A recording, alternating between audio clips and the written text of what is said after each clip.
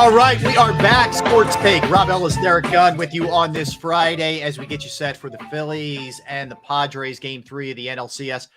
There is nobody who was more Philadelphia Philly than this man. How about he played for the Phils from 83 to 86, and then 93-94 was on that 93 team that went to the World Series. And, of course, he's been a broadcaster for the team since 1998. The one and only Larry Andersen. Larry, the maiden voyage, man. The first time on the show. How are you? I'm good. How you guys doing? Good to see you. Good, man. Good to see you. I like the lid, man. That is sweet. Thanks. Just LA. Larry, so much to dive into, man. I want to ask you this first because maybe this is the optimist in me, but the Phillies can go to the well and draw on the fact that Game 2 against the Braves was a tough loss. We know how that went. Probably shouldn't have lost the game, but they did, and they came back here, and smoked them in those two games when they got back here and ended the series. The game the other night was a tough one. No question about that. But having that experience to draw upon, how big is that for a team? I think it's huge. It's think about like the whole season overall, like in 07 before the 08 World Series, 07 they got to the playoffs. That experience is huge. I think this going from that Atlanta series to this series is huge in the same way that they experienced that. They know coming home, they know what this fan base is going to do for them and what it might do to San Diego. I mentioned to Segura on the bus after the first game down in San Diego, got on the bus post game, and I said, it was loud. Huh? He said, yeah. I said, like Philadelphia, no, like that.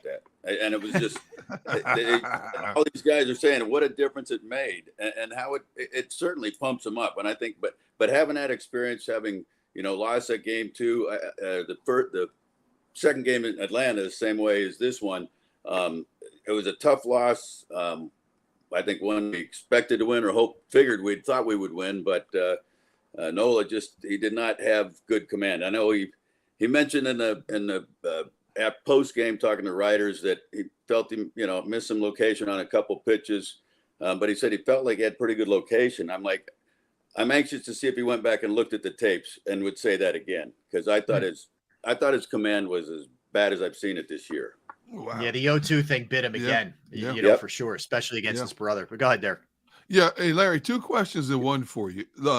First of all, let's say somehow, some way, which I don't believe is going to happen, but if the Padres found a way to win this game tonight, how would you set the starting pitching rotation for Saturday, Sunday, and vice versa? If the Phillies win tonight, how would you set the pitching rotation? I think if they don't win it tonight, I think you kind of have to go with what they were planning, or not what they're planning on, but I think there was some thoughts of an opener, maybe a Syndergaard start and followed up by Falter. I mean, when you look at your three top guys, you're looking at, obviously Wheeler and Nola and Suarez. After that, it's kind of a bullpen game, really. There's nobody set to go there. So I think we're probably going to see that either way tomorrow. And they might just go straight with Falter. If we win tonight, they might just go start Falter and go from there. But I think it's still going to be a bullpen game and then go back to Wheeler Sunday, providing he's fine. And I expect him to be, and then follow him up with Nola. That's the one thing I don't do. I don't question Rob Thomson anymore. Right. I really don't.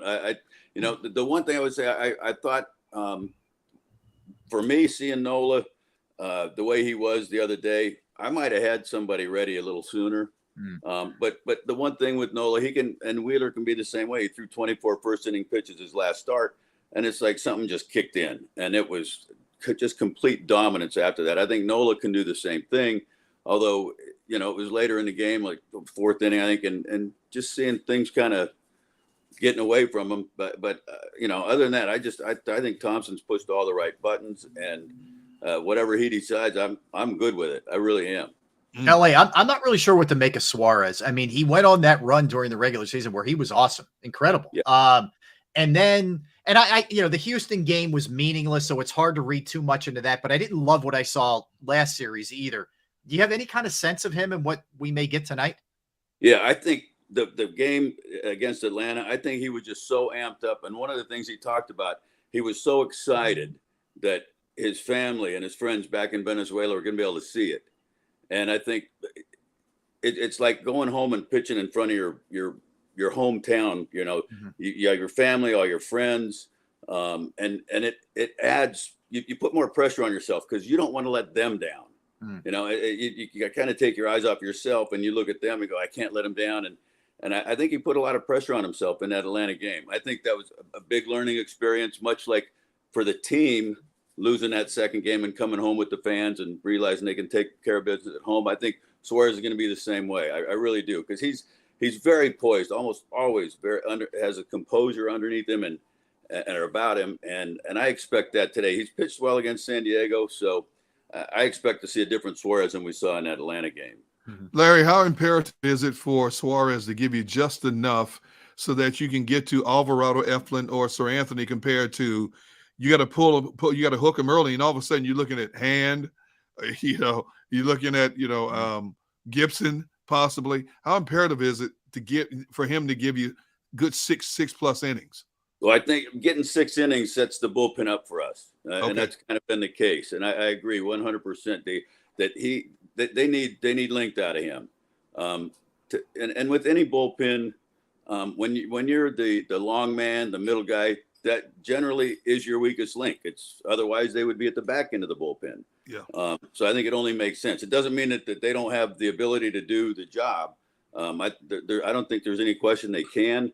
But there is more pressure, and obviously you want to get to your big guns in the back end. So you would love to see him get at least into the 6th, and that gives him a much better chance. You don't want to get behind San Diego early because their bullpen has been lights out, and that doesn't bode well for us if we're down in the game late. Larry, we know Harper's on fire right now. As far as other guys you'd like to see get going, who have to get going to help him, who is it? Who would come to mind for you first? I think getting the top of the order, getting Hoskins going, Real Muto, getting him. I think he's kind of been up and down a little bit, but he swung the bat decent. But I think Hoskins, Schwarber looks like he's close to being locked in, if not locked in. And so behind him, I think is imperative with Hoskins and Real Muto before Harper. Castellanos, certainly like to see a little more pop from him than we've seen, and it's there. We haven't seen it. I mean, you look at his track record, the doubles, the home runs, way down this year. And like he said, the playoffs it's a new start for everybody. So I would love to see him get going. I think Hoskins, Real Muto, and Castellanos are 3 big bats that we just need to get going. Larry, how would you break down this Padres team? I mean, here's a team that took out 2 100-win teams. They've already beaten Scherzer, Bassett. They've already beaten Kershaw, and they've beaten Nola. I mean, this team is like, we don't care where we play, who we play. Let's just play. I think the Phillies are in the same boat. I think both teams are very similar in that regard. Right now, their offense, they're swinging the bats pretty good. Wheeler was just dominant. He can shut down anybody. But overall, I think San Diego's swinging the bats pretty good. And if you don't make good pitches to them, and I don't care who it is, you get in the playoffs, it's about pitching. You got to make your pitches. And when you do, you have success. I think we saw between Wheeler and Nola, when you have your command and you command your fastball, and when you don't, I think we saw the results of those 2 scenarios. Larry, you've called a lot of games at Petco. It's been in place since I think 2004. That shot that Schwarber hit, man, I'm still blown away. Like, it's one of those I'll watch a couple times a day, like the Hoskins home run last week. I'm still blown away by that. I mean, you were unbelievable on the call, you and Scott. But yeah. Tell us what you saw there, man. It just right off the bat, and I know you're not supposed to get in the way of a call like that. But as soon as he hit it, the crack of the bat was like, "See ya," and it was real quick. But it was like you just knew it was just a matter of where it was going to land. And talking to guys around San Diego and having played there, I know a fair number of people down there. Even in batting practice, guys have said they've never seen a ball in that second deck in batting practice. Now, it was hot in San Diego. The ball was carrying. Yeah. If Schwarber would have hit that on the hot day and not the day before, it would have been well over 500 feet. Even as it was, though, it was like you just sit there. I think Harper's expression with that, yes. For a guy like Harper, to give you that expression on a home run, that's saying something. That speaks volumes. It was oh my word, unbelievable. Larry, can you put into words what the back end of this Phillies lineup has meant to the success of this team? When you're talking about the Veerlings, the Stotts, the Sosas, and guys like this, because when the front end has gone cold, it has been those back end guys that have really held this thing together. No question. And I think, we've seen it all year, really, whether it's Maton, Veerling, Stubbs, all coming up with big, huge hits. Marsh, when he came over and still playing and doing it. But I think it's imperative. And the other thing, Dee, when you watch the any postseason, how often do we see the guys that aren't your superstars that take over, that take charge, that put up those numbers? I don't see anything different, although Harper is really locked in right now. Yeah. He can obviously run away with an MVP. The Phillies win this. But I think those guys at the bottom, it's so oftentimes not the marquee names that come through in big spots. And the Phillies have had their guys do that all year. I expect them to continue that through this playoffs. Larry, Eflin, he's been an interesting weapon to be able to utilize. And Thomson's used them in a couple different ways, for sure. We've seen that. What's best for him? Is it strictly a matchup thing as far as you're concerned, or where would you ideally like to see him in the, whether it's begin a game if they have to in that scenario we talked about, or middle or back end? I think for the best success for the Phils is if you don't get the length out of Suarez, you can go to Eflin. I personally, a guy at the back end of the bullpen generally, if you got strikeout guys, you prefer those guys. I think with command. Eflin is a contact pitcher. He wants an out within 2 or 3 pitches. He's going to throw strikes. I think in the middle, and he can mix it up, no question. But I think he's is a key to get a short start from Suarez or anybody else. I think Eflin would be a key to get them to those guys. Again, that's Thomson's decision. I'm not going to argue with what he decides, but I do think Eflin, because he's a strike thrower and he usually keeps the ball down, keeps it out of the middle of the plate. I think that's a guy that can make the starter a shortened start, give them a little more length to get to those back end guys. But the offense has to do their job too. Yeah. Would you consider elevating Eflin's role as a possibility as one of the starters on Saturday or Sunday if need be? It could be, but you're not sure, because they're being cautious with his knees and with that, and because he hasn't been stretched out, I think you're still going to see, if you did see something like that, I think you would see a limited number of innings, maybe 2, maybe 3. But then you have to be careful about going forward. We don't have a day off, after Sunday. Yeah, that's crazy. That's crazy. Big difference. Wow. Larry, let me ask you, you played a very long time and you've been a broadcaster for a long time. This is more for a playing day kind of question, but during your time, did you ever have a managerial change that impacted a team like this, the way that the Phillies have just taken off under Rob Thomson? No, not. I mean, maybe Pope, but the team was in first place when Pope took over. 83. Yep. And I got here in July, just after the change. So it was hard for me to gauge what was going on before. But again, the team was in first place. Pope ended up getting the team into the playoffs, into the World Series. But I don't know if you could compare that to what it's been like for Thomson. His demeanor, his poise, like oftentimes with Nola on the mound. Now Nola, he doesn't give it away. If he's pitching well, if he's pitching bad, he just looks like the same old hum-da-dum-da-dum. Here's another game. Thompson's like that. Rob's like that in the dugout when when we exploded for the runs in St. Louis in the 9th. Murph looked down, and Murph's the one that brought my attention to it. Looked down like there was no expression, no movement, no pumping of the fists. It was just, it's Thomson just being Thomson, just thinking about what we're going to do next. And he's so good. Going out to the mound the other day when Bohm threw the ball to Stott, I think Stott still could have caught the ball. I think they still could have got Soto at first if they continued to play, if Stott comes off the bag. But Thomson went out and just said, hey, to Alvarez, just get this hitter. Or I'm sorry, Alvarado, just get this hitter. Don't worry about everything else is done. And then talking to the infielders about what they want to do with the ball, or if they double steal where Realmuto's going to throw the ball, gets their mind off of what happened and gets them to thinking about what's coming next, gets them prepared for the next pitch, the next play. And I think he's done wonders in that regard to flush things that have happened bad and get them thinking going forward what we need to do. And I think that's the key. Larry, you and I are both old school baseball guys. And I got to ask you this in a general baseball sense. What do you think about the way starting pitchers are handled nowadays, especially in the playoffs? 5 1/3, 6 is like a cap for these guys. And now you look at Framber Valdez, who last night, I mean, his stuff is as nasty as anybody's.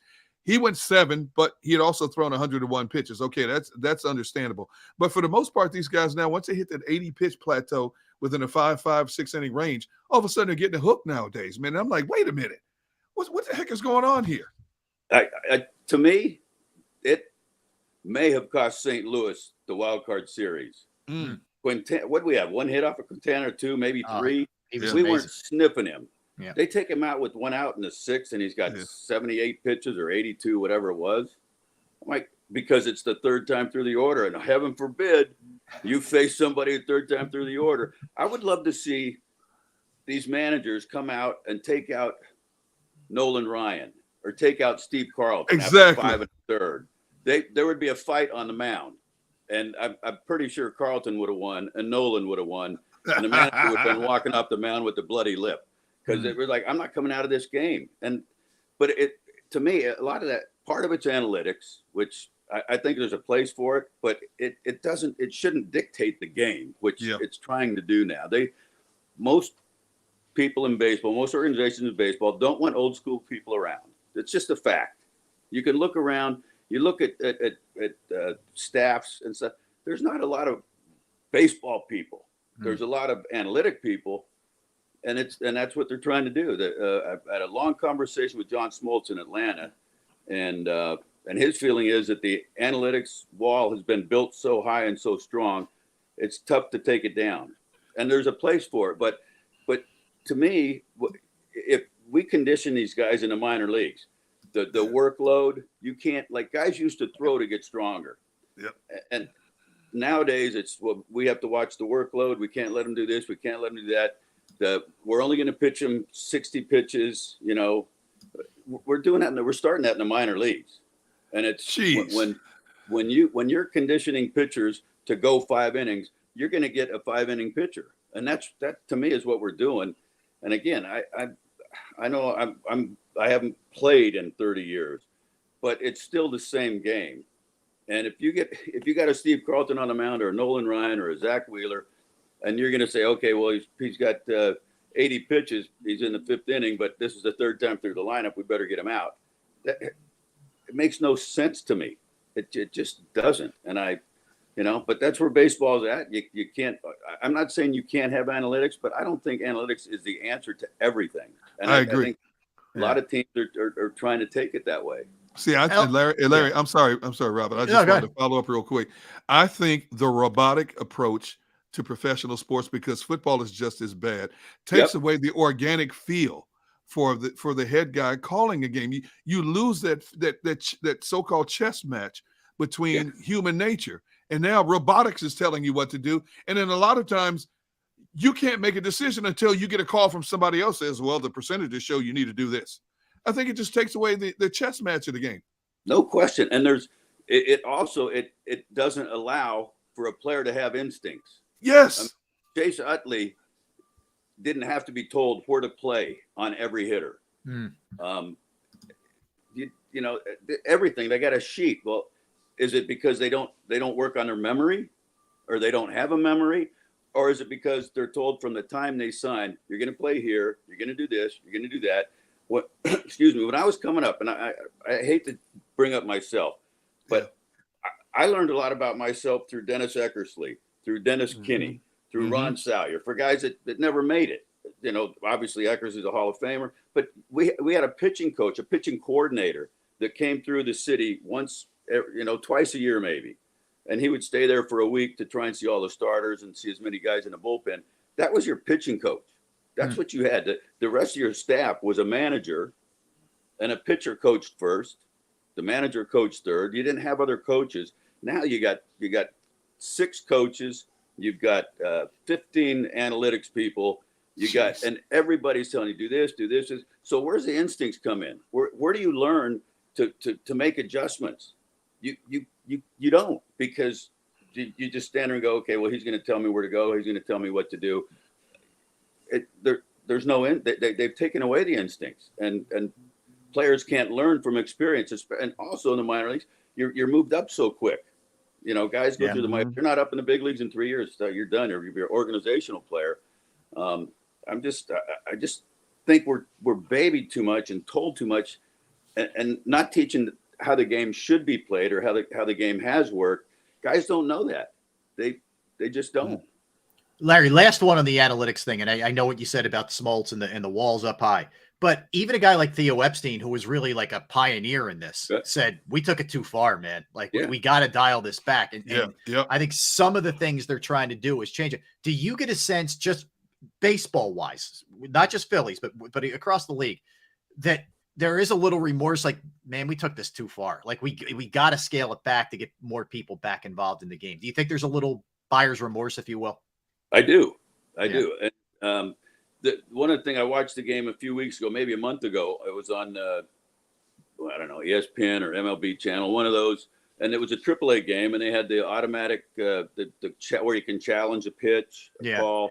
They had the bigger bases. They had the time clock. And I watched just while Theo Epstein was talking, because I wanted to hear what he had to say.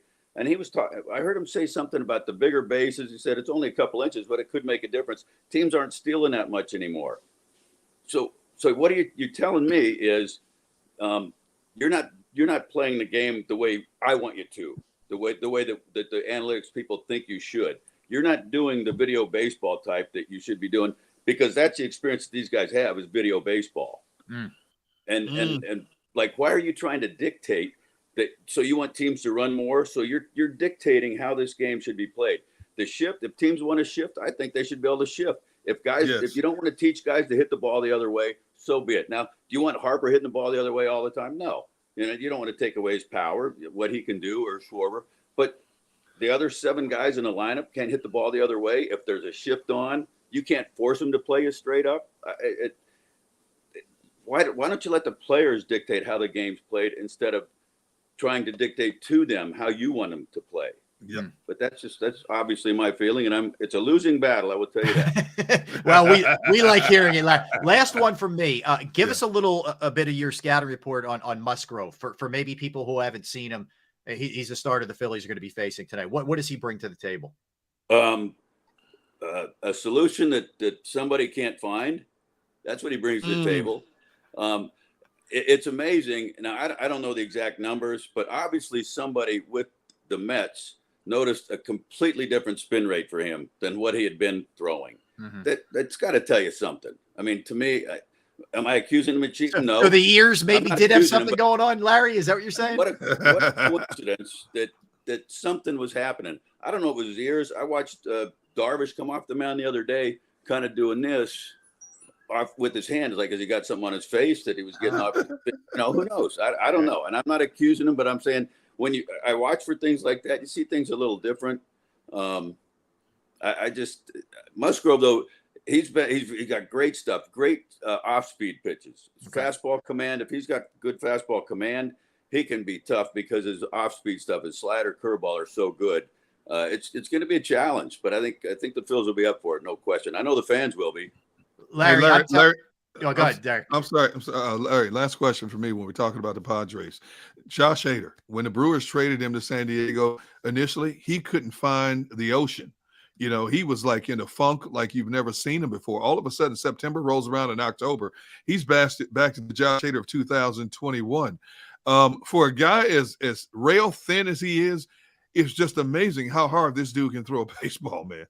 His arm speed is unbelievable. I mean, when you talk about hitters getting their bat through the zone, I think in Hader's case, or in a pitcher's case, it's the speed of their arm getting through the delivery. I mean, it's unbelievable. And to see what the Phillies almost killed him or wrecked him, for him to come back. I mean, kudos to him as a pitcher. He's figured something out, or San Diego helped him figure something out, or his confidence he got back to having some success. His confidence, he got that back. I don't think you can have much success without confidence, and he's certainly confident right now. Larry, last one. I lied. The crowd. He always lies, Larry, by the way. Sorry, Larry. Sorry to do that to you. That's why. Yeah, he's not going to come back on the show. No, it was even by Philadelphia standards, unreal. And you mentioned the players were, and I, it's rare that a player will say to you, like, that was unreal. It really blew me away how amazing they were. I mean, just give us a little bit of describing the game with those crowds Friday and Saturday last week. The hardest part from experience is when you're not in your comfort zone. And your comfort zone is when you're standing at the second base spot or the shortstop spot or in the batter's box. It's in between. It's when you're in the dugout. As a reliever, it's like the game for the first 5 innings before your number's called to get up in the bullpen. That is it wears you down mentally because you're so pumped up. And I think that's a lot of times you'll see guys come out early in the game, pitchers just blowing, and then all of a sudden they kind of settle back down into it. But it's that adrenaline and you have to me, the key is using it to your advantage, not to a disadvantage, not let it affect you, put more pressure on you. But there's nothing like it. It's deafening but in such a good way. And I think it really fires up the team. There's no doubt about it. And it can certainly have an effect on the opponent. Larry, thank you for some time, Thank you, man. I appreciate we're looking forward it, to it as always. Tonight, 7:37 game. Yourself and Scott Francie, as good as there is. I'm telling you, as good as there is, doing it on 94 WIP tonight. Larry, thanks, man. I appreciate that. Hey, Larry. Yeah. Unfortunately for you, I may be texting you again in the near All future. right. Yeah, I got your number now. Most people block his calls, Larry. Don't feel bad. He wouldn't answer me for 2 days. I'm like, most people know better. You have the when wrong they see number? your number come up. I apologize for that too. no, man, don't worry about it, brother. I appreciate it, man, so much. You got it. Thanks, All Larry. Good to see you guys. All right, have a good Likewise. call tonight, man. Appreciate you. Yeah, that's Larry. Larry's the best. He is the Thanks, absolute Rob, best. by the Yes, way. I'm just kidding. Give me a hug, Derek. Give me a hug. It's all right. Yes, there's our air hug. All right, so Man. let's get a quickie here, Derek. We come back. We'll talk a little Sixers, man. I like the fact that we're able to jump around. We can do a lot of different things. too. It's a good time in sports. There's a lot going on. We'll certainly get it back to football at 2:00. Derek, at 2:00, we're going to go through the big games coming up in Week 7. Yep. In addition to our NFL rankings, full NFL rankings. So we'll dive into all that. Little Sixers and what the heck is going on with Joel Embiid. We'll do that when we get back. Derek Gunn, Rob Ellis, Sports Take, JAKIB Sports YouTube Network. Let's talk about Flynn Tree Services. All right, Flynn Tree Services is an experienced, licensed, and fully insured Pennsylvania tree services company that will trim or remove any unwanted trees off of your property. We offer cost-effective solutions to any tree problems that you may face. So, do you have any type of tree issues in your yard or on your property? If you do, they're just a quick phone call away. They are experts at trimming all types of trees, and they serve southeastern Pennsylvania, South Jersey, and northern Delaware. Flynn Tree Services specializes in tree removal, stump grinding, as well as tree pruning. Now, keep in mind, we're in that time of year now that's really tough weather-wise. Hurricanes, winds, snow coming soon. It's a great time to have your trees evaluated before all of that hits. Go to their Facebook or Instagram page for a sampling of their work or more information. Give Flynn Tree Services a call at 610-850-2848, 610-850-2848, or online at flyntreeservices.com. That's flyntreeservices.com.